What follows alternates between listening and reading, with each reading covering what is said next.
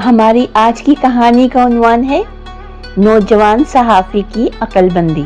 आइए इसी उन्वान के तहत आज की कहानी सुनते हैं।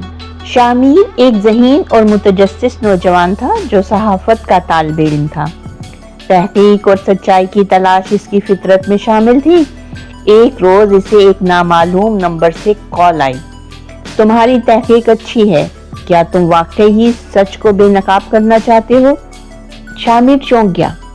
वो जानता था कि इसने हाल ही में शहर में होने वाली पुरअसरार सरगर्मियों पर कुछ सवालात उठाए थे, लेकिन ये कौन था जो इसे बुला रहा था?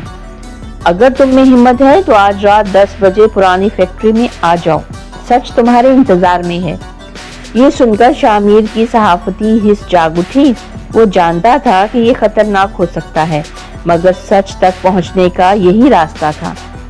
रात के अंधेरे में शामिर मोहतात कदमों से फैक्ट्री के अंदर दाखिल हुआ। अंदर का माहौल सुनसान और खौफनाक था। अचानक चंद साए हरकत में आए और वो देखते ही देखते चारों तरफ से मुसल्लह अफराद में गिर गया। हमारा ख्याल था तुम होशियार होगे, मगर तुम तो जाल में फंस गए सहाफी साहब, एक तरख्त आवाज गूंजी। शामिर समझ गया कि ये कोई आम मुजरिम नहीं बल्कि शहर में होने वाली तखरीबी कार्रवाइयों के मास्टरमाइंड हैं। इनका मकसद इसे खामोश करवाना था। तो तुम लोगों ने मुझे धोखा देकर यहाँ बुलाया, शामिर ने पुरसुकून लहजे में कहा, हालांकि इसका दिल तेजी से धड़क रहा था। ये धोखा नहीं, सबक है। जो हमारे रास्ते में आया वो जिंदा नहीं बचा। मगर शामिर घबराने वालों में से नहीं था। इसने जल्दी से इर्द गिर्द का जायजा लिया। करीब ही एक खिड़की थी जो फैक्ट्री के पिछले हिस्से में खुलती थी। इसने एक लम्हे में एक तरकीब सोची। अगर मैं कहूँ कि मैं तुम्हारी मदद कर सकता हूँ, तुम्हारे ग्रोह को मीडिया में हीरो बना सकता हूँ, तो ये सुनकर इनका लीडर चौंक गया। क्या मतलब? तुम्हारे पास जो मवाद है, अगर मैं इसे सही तरीके से दुनिया के सामने पेश करूं तो लोग तुम्हें बागी नहीं इनकलाबी समझेंगे, शामिर ने कहा। ये बात सुनकर वो आपस में सरगोशियां करने लगे। यही वो लम्हा था जिसका शामिर को इंतजार था।